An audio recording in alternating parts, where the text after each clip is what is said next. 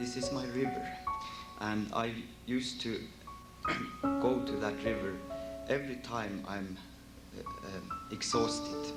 It's so good to walk up that little river, which has meant so much for me during the time when I was a kid. And I have felt in some ways as to be with my river when I have been here.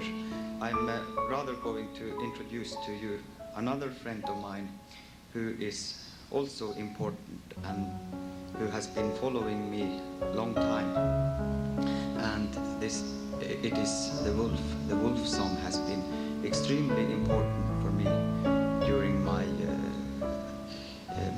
when I was a very young man.